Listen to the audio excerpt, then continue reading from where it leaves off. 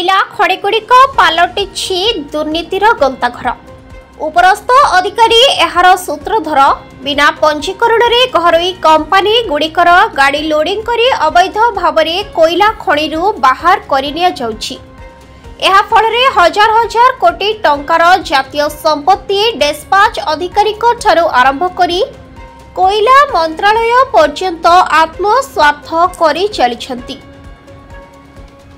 तालचेर जगन्नाथ कोयला खणिर 4 number sighting रे महादुर्नीति यही दुर्नीतिर पर्दाफाश करिसेंती तालचेर विधायक श्री ब्रजकिशोर प्रधान।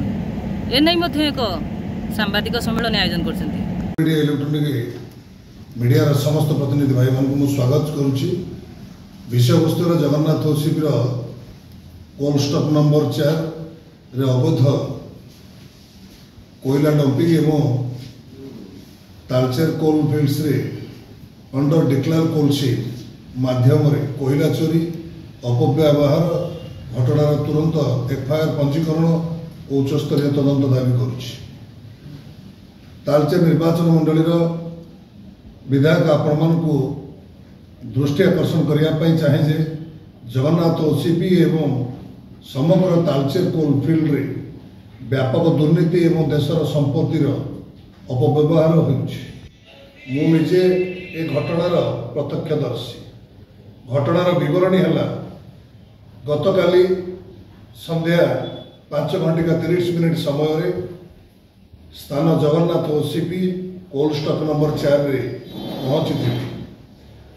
मो सूत्र विशेष सूत्र खबर पाई पहुंचला बेल को मेसेज डीएल नामक ठिकादारी संस्था डंपर गुड़िक बिना कौनसी अधिकृत अनुमति निमंत्रण किंबा रेकर्ड रे जगन्नाथ ओसीपी कोल स्टॉक नंबर 4 रे अवैध भाव में कोल डंपिंग करुवा बेले धरा पड़ा।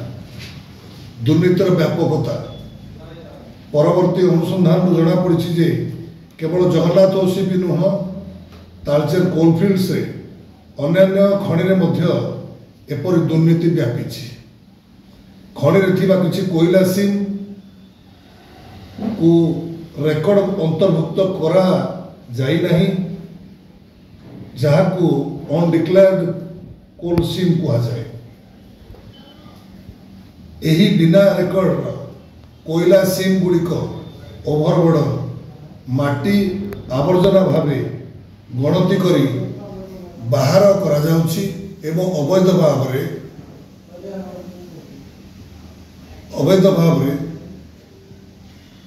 स्टॉक नंबर 4 रे जमा करा जाउछि। जेहेतु यही कोयला रेकर्ड नुहे यहाँ अवैध भाव में बिक्री करी प्रोजेक्ट मैनेजमेंट किसी उपरिस्थ अधिकारी माने मालामाल होउछथि। यह देशर संपत्ति लूट करने सहित समान। देशर संपत्ति नष्ट जहाँकि साइड कास्टिंग एवं कोल रिग जहाँ को कहा जाए प्रोडक्शन प्रेशर को परिचालन करने को जाई जगन्नाथ ओसीपी मैनेजमेंट द्वारा साइड कास्टिंग भली एभली एक अनुचित पद्धति अपनाउछि।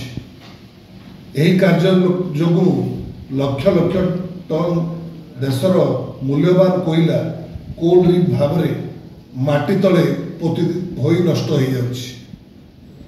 यार प्रमाण एबे चलिथिबा सीम 2 कोयला फेस सीम 2 कोल फेस रे उपलब्ध जहाँकि DD mines project officer project manager Jagannath OCP एवं मु सीधा सड़क जगह उपरको जाई आकु परीक्षा निरीक्षा करिछु।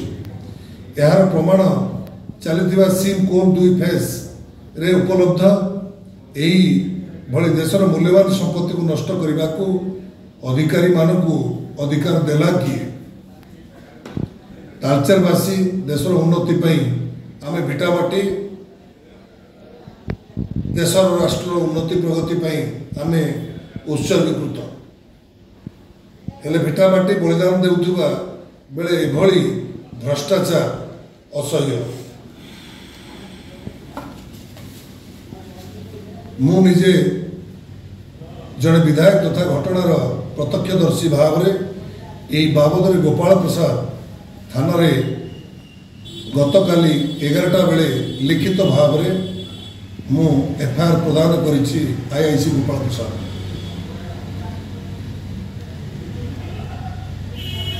आपण मानक अनुरोध करा जाउछि जे एही दुर्नीति में लिप्त थिबा समस्त भ्रष्ट अधिकारी एवं ठिकादार मानक विरोध में दृढ़ कार्यानुष्ठान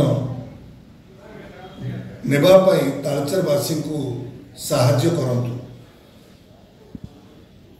प्रथम दाबीटी है जगन्नाथ ओसीबी कोल्ड स्टॉक 4 रे अवैध कोयला डंपिंग मामला रे तुरंत एफआईआर करा जाऊ एवं द्वितीय दाबीटी है घटनास्थल में थिबा सीसीटीवी फुटेज तुरंत जबत करा जाऊ एवं तृतीय दाबीटी है कोल री भाव में पोती दि जाइथिबा पाखापाखि 2 लाख टन कोयला खोली ताकू उद्धार करा जाऊ एवं चतुर्थ दाबीटी है ये दुर्नीति लिप्त थिबा समस्त अधिकारी एवं ठिकादार उपरे दृढ़ कार्यानुष्ठान निया जाऊ।